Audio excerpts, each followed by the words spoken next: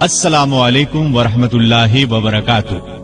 آپ کے چند حکیمانہ اقوال یہ ہیں: غریب وہ ہے جس کا کوئی دوست نہ ہو، گناہوں پر شرمندہ ہونا ان کو مٹا دیتا ہے، اور نیکیوں پر مغرور ہونا ان کو برباد کر دیتا ہے۔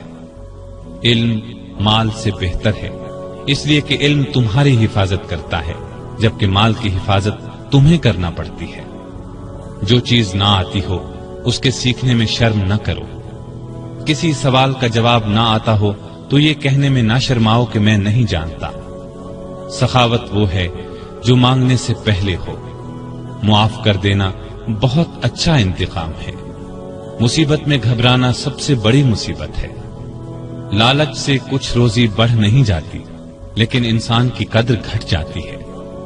بات کہنے والے کو نہ دیکھو بلکہ بات کو دیکھو۔ نیکی کی کوئی قدر کرے نہ کرے، تم نیکی کیے جاؤ۔ سخت ترین گناہ وہ ہے جو کرنے والے کے نزدیک معمولی ہو۔ مصیبتوں کا مقابلہ صبر سے کرو اور نعمتوں کی حفاظت شکر سے کرو۔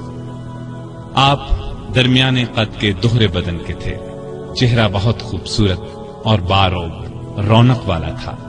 خیبر کی لڑائی کے موقع پر رسول اللہ صلی اللہ علیہ وسلم نے آپ کو دعا دی تھی: اے اللہ، علی سے گرمی سردی کا اثر دور کر دے۔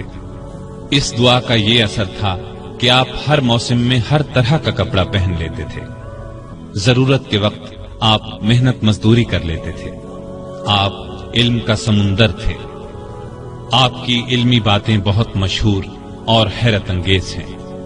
ایک عورت سیدنا علی رضی اللہ عنہ کی خدمت میں حاضر ہوئی۔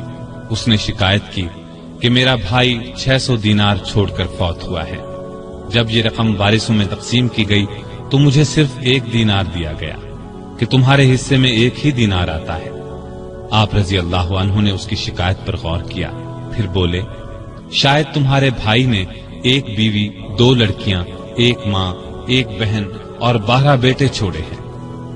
عورت نے حیران ہو کر کہا: آپ کا اندازہ بالکل درست ہے۔ اس پر سیدنا علی رضی اللہ عنہ نے فرمایا: تب تمہارے حصے میں 1 ہی دینار آتا ہے۔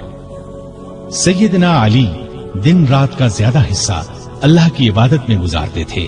نماز پڑھتے تو اللہ کی ذات کے سوا کسی چیز کا ہوش نہ رہتا۔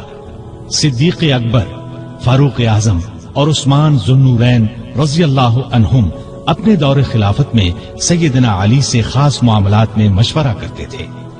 شجاعت سیدنا علی کا خاص وصف تھا۔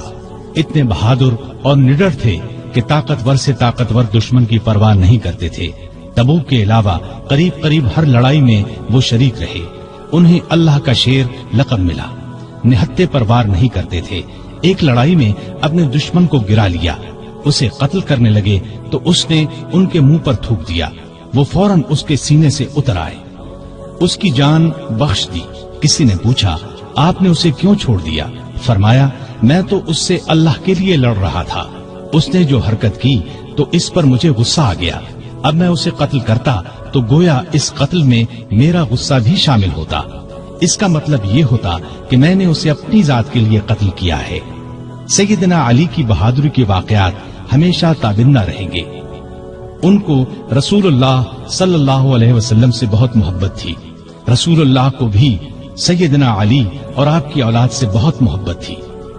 سیدنا حسن اور حسین کو رسول کریم صلی اللہ علیہ وسلم اپنے کندھوں پر اٹھاتے اور فرمایا کرتے تھے: اے اللہ، میں ان دونوں سے محبت کرتا ہوں، جو ان سے محبت کرے تو بھی اس سے محبت کر، اور جو ان سے بغض رکھے تو بھی انہیں مبغوض رکھ۔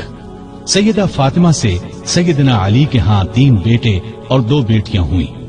ان کے نام یہ ہیں: حسن، حسین، محسن، زینب اور کلثوم۔ محسن بچپن میں فوت ہوئے۔ سیدہ فاطمہ کی زندگی میں سیدنا علی نے دوسری شادی نہیں کی۔ ان کی وفات کے بعد کئی شادیاں کی، جن سے 11 لڑکے اور 15 لڑکیاں ہوئیں۔ اس طرح ان کے کل 14 لڑکے اور 17 لڑکیاں ہوئیں۔ اللہ تعالیٰ ان پر اپنی رحمتیں نازل فرمائے، آمین۔ اگر آپ نے ابھی تک ہمارا چینل سبسکرائب نہیں کیا تو ابھی سبسکرائب کریں और बेल आइकॉन को क्लिक करके हमारी लेटेस्ट वीडियोस के बारे में अपडेट जानें।